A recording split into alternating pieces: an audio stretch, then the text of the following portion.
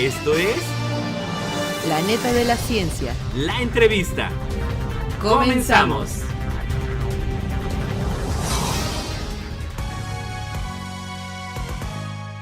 Hola, ¿qué tal amigos? ¿Cómo están? Bienvenidos a la entrevista de La neta de la ciencia. Les saluda Edgar Jiménez desde Radio Televisión Universitaria, saludando al buen Lalo Carrillo en los controles. Ya lo sabes, sigan nuestra transmisión a través del 88.5 de FM, así como también a través de las redes sociales del Coposit y todas las ediciones de la entrevista de La neta de la ciencia disponibles a través del Spotify de Radio y Televisión Universitaria. Y bueno, como bien usted sabe, la relevancia y el impacto que ya está teniendo, pues prácticamente toda la especie humana, todo nuestro planeta, relativo al tema de la inteligencia artificial y precisamente, bueno, pues todo este proceso de cómo se está digitalizando de alguna manera, estamos hiperconectados como especie. Y el día de hoy, bueno, pues estaremos hablando además de una actividad muy importante que se desarrolló, que es el Seminario Taller Inteligencia Artificial y Humanidades Digitales para los Procesos de Gestión Documental. Y para ello, bueno, quiero darle la más cordial bienvenida al doctor Isnardo Reducindo Ruiz, investigador de la Facultad de Ciencias de la máxima casa de estudios. Un saludo a la Universidad Autónoma de San Luis Potosí. Doctor, bienvenido, buen día. ¿Qué tal? Muchas gracias por la invitación, Edgar. Un placer estar aquí para compartir detalles sobre este evento que se realizó aquí en el estado. Así es, y bueno, también me gustaría ahondar un poquito y dar contexto, un poquito, doctor, de las líneas de investigación que está liderando, que está llevando a cabo, porque, bueno, pues de alguna manera conlleva a este tipo de eventos tan importantes. Pero bueno, platicarnos un poquito cuál es el contexto de lo que se desarrolla, pues también en estos temas desde la Facultad de Ciencias. Sí, claro que sí. Mira, yo soy de formación ingeniería, yo soy ingeniero, ¿verdad? Maestría y doctorado. Y básicamente me desenvuelvo en el área de ciencias sociales. Como tú bien lo mencionaste, en la actualidad la tecnología tiene impacto prácticamente en todas las áreas de nuestra vida cotidiana. Y sobre todo, por ejemplo, ahorita con la inteligencia artificial, que es el boom que tenemos, precisamente también está impactando en todas las áreas.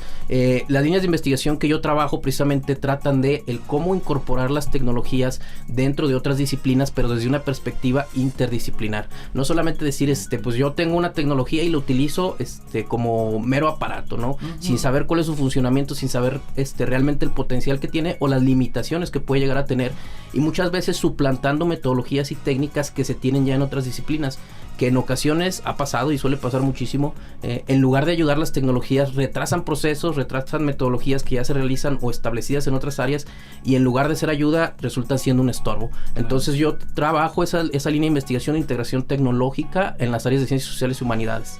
Ah, genial. Y digo, también esta simbiosis, ¿no? Tan interesante, porque luego existe esa disociación que durante muchos años hemos estado de que, bueno, las ciencias duras, las ciencias blandas, etcétera, y al final del día, bueno, pues tan relevantes son las ciencias sociales y las humanidades a la par de lo que está impactando, ¿no? Obviamente la aplicación tecnológica. Ahora bien, dentro de estas líneas de investigación, ¿cuáles son quizá algunos de los proyectos que se han venido desarrollando, algunas de las áreas en donde específicamente se ha impulsado este tema de investigación?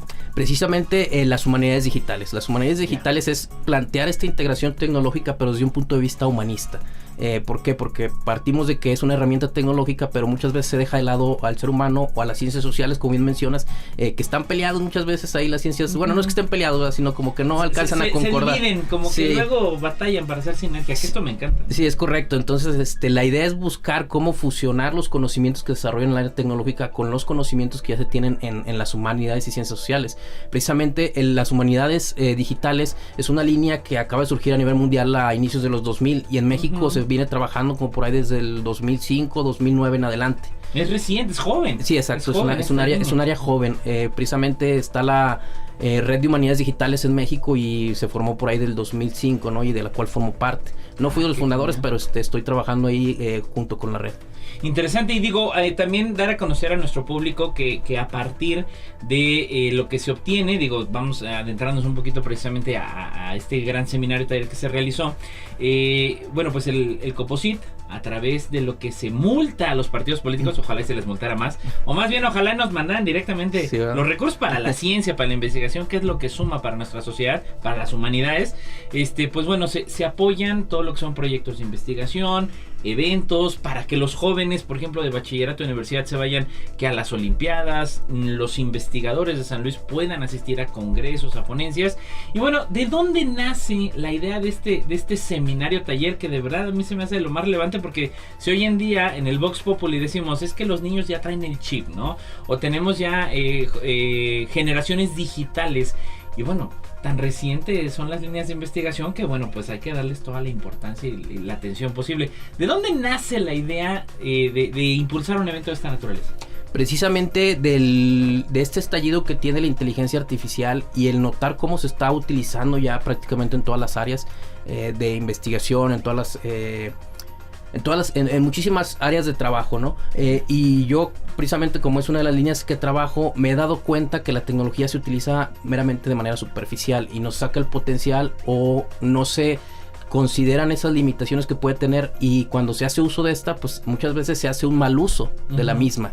Y entonces llegó tan apabullante la inteligencia artificial que hacemos un uso ya desmedido de ella sin entender realmente cómo podemos utilizarla. En este sentido, llevo desde el 2011 trabajando precisamente también en áreas de gestión documental y archivística, y con la intención de dar a conocer a los trabajadores de archivo, a estudiantes que están estudiando la licenciatura en gestión documental y archivística, egresados de nuestra facultad, egresados de la universidad, y además personal activo que ya está dentro del gobierno del estado, en algunos archivos o instituciones gubernamentales o privadas, cómo pueden utilizar realmente este tipo de herramientas para sacarles el provecho adecuado y no hacer un mal uso, y en determinado caso entender cómo utilizarlas para no verse afectados en sus labores, porque eso suele suceder mucho, que agarran la tecnología, la utilizan y muchas veces te retrasan procesos en lugar de hacerlos más eficientes. Ya, y digo, lo interesante es como el tema de la calculadora, ¿no? Siempre andamos utilizando las funciones principales, y luego la calculadora per se tiene un potencial muchísimo más amplio, ¿no? Como herramienta tecnológica. Ahora bien, ¿qué se presentó? ¿Quiénes participaron? Y bueno, también, ¿quiénes integraron pues este comité organizador para poder llevar a cabo este seminario? Sí, precisamente ahí dentro de la facultad me apoyé de algunos profesores del área de archivos, como la doctora Axeli, sí, ¿cómo no?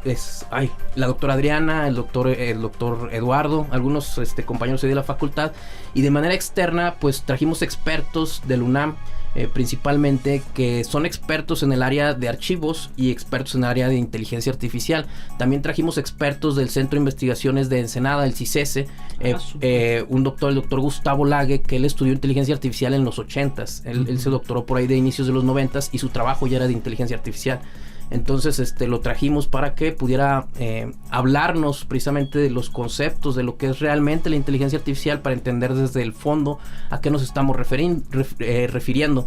Claro. Y entonces con la sinergia, con la colaboración de expertos de las otras áreas, tratamos de hacer esta integración interdisciplinar para que se pudiera sacar el potencial y entender cómo puedes realmente aplicar estas tecnologías dentro del área de los archivos y dentro de los procesos documentales de las instituciones, ya sea públicas o privadas, con la intención de que en San Luis Potosí se tenga este recurso humano, esta capacidad, este conocimiento dentro de las personas capacitadas y que están laborando en las instituciones, de poder utilizar realmente la tecnología para sacarle provecho. Claro, y digo, esto me parece de total relevancia porque de alguna manera el gran reto de la digitalización, luego estamos todavía en generaciones en las que dicen, no, pues es que mi acta casi es pergamino, ¿no? Y también la recabación de toda esta información, a veces las actas que ni siquiera es de gente que nació aquí en San Luis Potosí, y por ahí yo en algún momento escuchaba de que dicen, es que ciencias de la información son de las carreras que definitivamente, a la par con las áreas tecnológicas de inteligencia artificial, todo eso, pues son carreras que van a ser demandadas, porque al final del día la gestión documental, la gestión archivística, pues va a ser fundamental. Como dicen, para entender nuestro presente y predecir nuestro futuro, pues hay que entender nuestro pasado, y sin documentos, y digo, inclusive en algún momento escuché algún proyecto que el Coposit participó en una expo en la que hubo un mexicano que logró una especie como de contrato para escanear documentos de la Secretaría de Estado de Estados Unidos. O sea, Estados Unidos se ha apoyado en materia archivística y bueno, de gestión tecnológica. Ahora bien, ¿quiénes participaron en este evento? Además de CICESE, un saludo a la doctora Axeli, por ahí, colega también, y bueno, a todo el gran equipo de la facultad. Y que en este sentido, bueno, ¿quiénes se sumaron? Participaron estudiantes, docentes de gobierno. ¿Quiénes estuvieron participando en esta actividad? Tuvimos por ahí la asistencia de más de 120 personas personas. Fabuloso. Entre estudiantes. ¿Y es la primera edición que se hace el evento? Es correcto. Sí, esperemos tener una segunda edición. Claro, hay que someterlo a la convocatoria. Sí, claro que sí. Tuvimos la participación de más de 120 asistentes dentro de las diferentes actividades que incluyeron talleres, foros de discusión entre expertos, conferencias magistrales. Dentro de ellos están estudiantes de la Facultad de Ciencias de la Información. También tuvimos muchos egresados que estuvieron, que ya están en puestos de archivos, de bibliotecas incluso, o en algunas otras partes o departamentos dentro de sus organizaciones o instituciones donde realizan gestión documental. Incluso personas que no eran egresados pero que están desempeñándose ya en gobierno principalmente. Ahora, precisamente ahondando un poquito en el tema de gobierno, que ahorita estamos en procesos de transiciones, ¿no? Al final del día de todos estos meses pues estaremos a lo largo de un proceso de transición muy significativo para el país, y que bueno, desde las distintas trincheras, doctor, ¿qué responsabilidades debiera de hacer? Es decir, ¿qué acciones debieran de hacer? Digo, más allá a veces de prevención, de cuidado o de fomento, desde las distintas trincheras. Es decir, ¿qué le toca al gobierno hacer en materia pues de protección y de uso de la tecnología como la IA para la gestión documental desde la perspectiva humanística? Por ejemplo, ¿qué le toca al gobierno? ¿Qué le tocaría quizá al sector empresarial? A la academia, que en este caso pues ahí está el hecho. Se está impulsando este tipo de eventos tan importantes, inclusive pues hasta en el apartado educativo, que también sería importante. ¿Cuáles serían un poquito aquellos desafíos o acciones que habría que emprender desde estas distintas trincheras? Primero nosotros, la academia, a nosotros lo que nos toca es esto, ¿no? Hacer investigación y tratar de buscar esta sinergia de cómo diferentes disciplinas pueden hacer uso de la tecnología de manera adecuada. Yeah. Dentro del gobierno, lo que yo considero que debe hacerse es tratar de normar, legislar y desarrollar ese tipo de instrumentos normativos que permitan la implementación adecuada de este tipo de tecnologías, porque desafortunadamente en este momento nos encontramos en el limbo, ¿no? Un poquito flotantes. Exacto. Como que no se sabe bien. Puedes hacer uso de este tipo de tecnologías, pero no está bien definido para qué o cómo las puedes utilizar. Y entonces dentro de cualquier área, pero por ejemplo en los archivos, pues puedes hacer uso de la inteligencia artificial, por ejemplo, para tomar la decisión de un documento hacia dónde va o qué decisión se toma con ese documento, si se descarta o no. O por ejemplo para hacer una descripción detallada de un documento, pero si eso tuviese un error, que sabemos que la inteligencia artificial puede fallar, entonces ¿en quién recae la responsabilidad? ¿Verdad? De quien lo implementó, de quien desarrolló la inteligencia artificial, o de quien ejecutó, o de quien le dio clic. Entonces eso mientras no se establezcan ese tipo de normativas, nos encontramos en el limbo, y pues obviamente deben de tratar de desarrollar ese tipo de normativas desde el gobierno para tener en claro responsabilidades, funciones, a quién corresponde cada cosa con respecto a este tipo de tecnologías disruptivas, ¿no? Claro. Que están ahí emergiendo. Además de pues buscar también el fomento de que sus trabajadores se capaciten para poder hacer el buen uso y desde el aspecto humanista de este tipo de tecnologías. En el caso del sector privado, pues ahí ellos lo que deben de buscar es realizar la inversión precisamente para capacitar a su personal y hacer el uso eficiente de estas tecnologías, porque también pasa lo mismo, ¿no? Ellos también hacen uso, pero usualmente no lo hacen desde una perspectiva humanista, lo hacen también desde el punto de vista de hacerlo más eficiente, sin darse cuenta que en ocasiones ellos también pueden caer en este limbo, ¿no? De que puede cometer errores este tipo de tecnologías, o pueden pasar otro tipo de cosas, y a final de cuentas en quién recae la responsabilidad. Exacto, y digo, tan importante porque ya hemos visto a lo largo de los últimos 2 años, bueno, la Unión Europea ya sacó cierta legislación relacionada a la IA, pero creo que esto también particulariza más, ¿no? Es decir, bueno, la IA, el impacto en la humanidad, pero sobre todo en temas de gestión documental, porque decir, bueno, ¿qué pasa si el día de mañana ahorita ya nos vanagloriamos que hubo ChatGPT, ya pasó el examen de la Facultad de Derecho, y al rato quieren poner a una IA de juez, o de magistrado, o de cuestión judicial?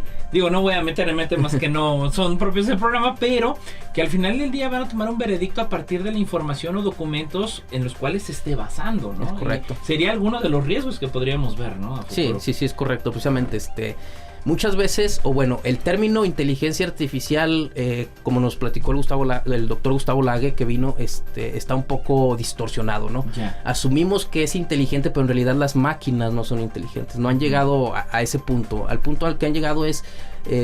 tienen algoritmos tan potentes que son capaces de convencernos que estamos interactuando con una persona, pero no tienen la capacidad de razonar, no tienen la capacidad de hacer un análisis crítico.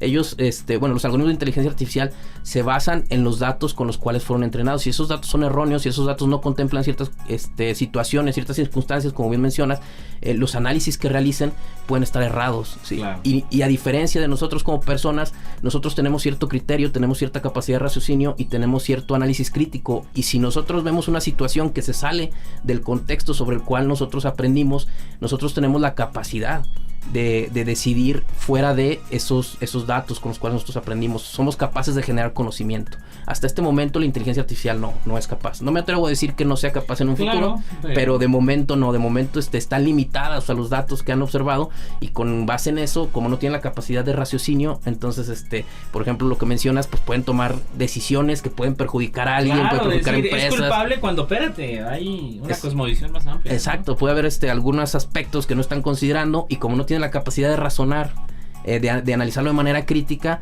entonces ahí la decisión puede estar errada y puede perjudicar a alguien. Así es. Ahora, también en un apartado fundamental, ¿no? Que es el educativo. Hoy en día también estamos viendo algunos casos, no sé, Noruega, Dinamarca, Finlandia, que a veces destacan en el tema educativo, de decir, no, ¿sabes qué? Estamos implementando de alguna manera pedagógicamente, haciendo un diseño curricular para que los niños ya desarrollen sus clases con ChatGPT, ¿no? Distinto, por ejemplo, a normativas, no sé, estadounidenses que dicen, prohíben en el estado de California el ChatGPT y cuestiones así, que estamos hablando aquí al final del día de una gestión documental digital, ¿no? De decir, bueno, pues se va a basar en lo que diga la enciclopedia británica o en las enciclopedias con las cuales se alimentó.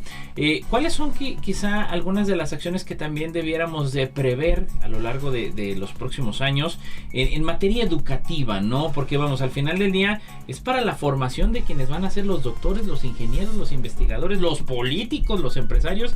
¿Qué habría que abordar ahí, sobre todo en temas de cómo cuidar pues la parte documental y este impacto sobre las humanidades en los jóvenes? Sí, fíjate que ese es un tema muy complicado, y yo complejo, creo que exacto, y yo creo que nosotros como academia tenemos que estar trabajando muy arduamente en esto, ¿sí? Claro. Porque así como estas tecnologías disruptivas nos ayudan a facilitarnos la vida, pues a los docentes, por ejemplo, se las facilitan a ayudar al diseño de clases. A los estudiantes también se las facilitan, como bien mencionas, ellos meten el documento, sacan el resumen e incluso pueden contestar exámenes. Así y entonces estamos en esa parte de, bueno, hasta qué punto es adecuado hacer el uso y cómo hacer ese uso, ¿no? de estas herramientas. ¿Por qué? Porque puedes frenar el proceso de creatividad, de razonamiento de los estudiantes que se están formando si hacen un uso excesivo o un mal uso de estas tecnologías. Y de igual forma tampoco les puedes negar el acceso, porque pues son herramientas que están ahí. Y también tenemos que entender que en su momento, cuando salió la calculadora o cuando salió el Excel, dijeron, pues es que a lo mejor ya se acabó el trabajo de los contadores. Y yo los sigo viendo trabajando. No es cierto. Exacto. Ay, ni con la IA, o sea, exacto, siguen trabajando. Exacto, ¿no? Entonces no puedes negar el acceso a la tecnología porque realmente nos va a facilitar en muchas cosas, pero hay que también establecer esos equilibrios para no frenar nuestro desarrollo como seres humanos, que son precisamente lo que nos hacen únicos y nos hacen diferentes a este tipo de tecnologías que no razonan. Si tú frenas ese proceso de raciocinio de un niño que está aprendiendo y no lo dejas descubrir, no lo dejas cuestionarse y analizar de manera crítica algún proceso, simple y sencillamente lo dejas que la inteligencia artificial lo haga, pues entonces se va a frenar el desarrollo de ese niño. Claro, el desarrollo cognitivo y todo lo demás que conlleva, ¿no?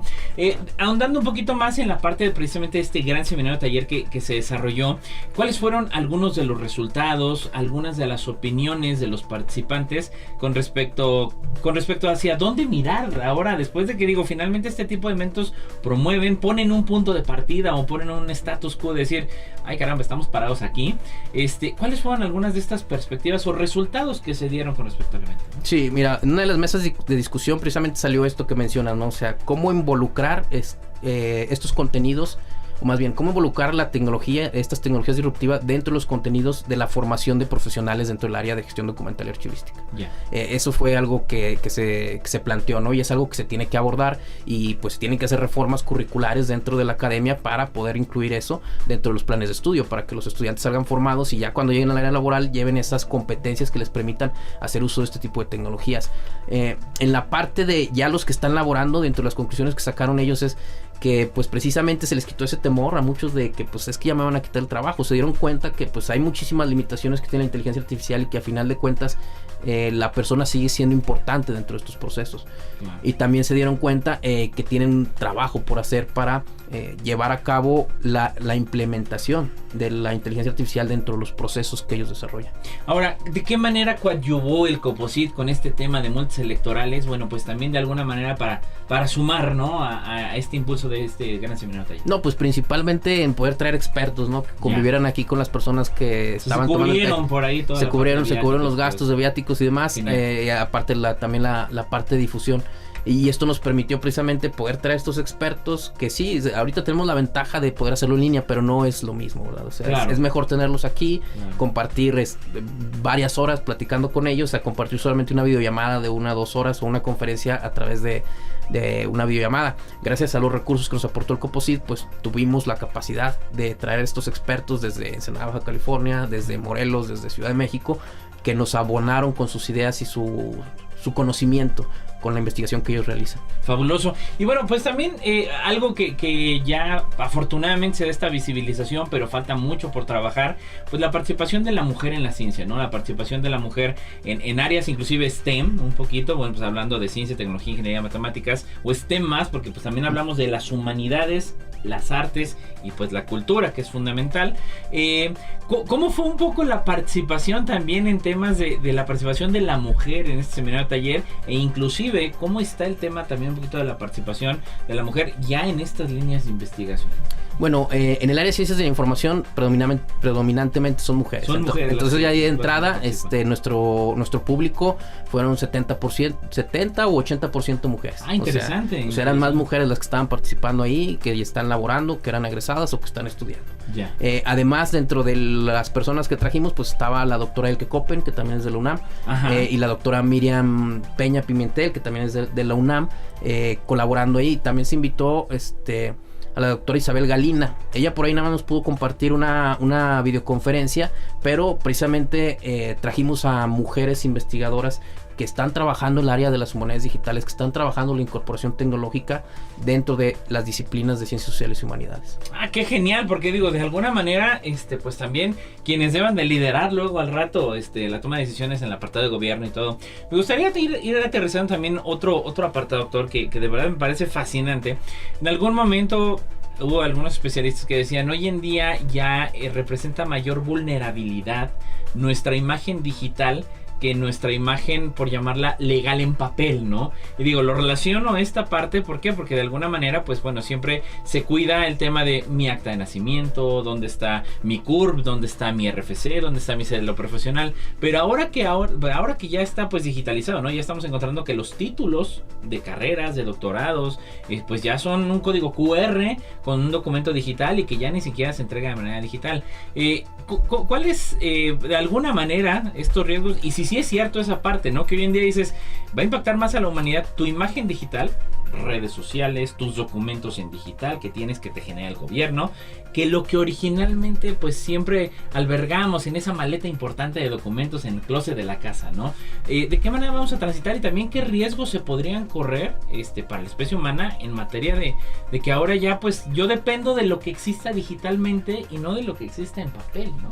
Sí, sin duda es una línea muy delgada, ¿no? Es un riesgo. Las generaciones actuales suben todo al internet, ¿no? Lo encuentras todo ahí en las redes sociales. Claro. Y desafortunadamente estas tecnologías disruptivas permiten distorsionar esta información.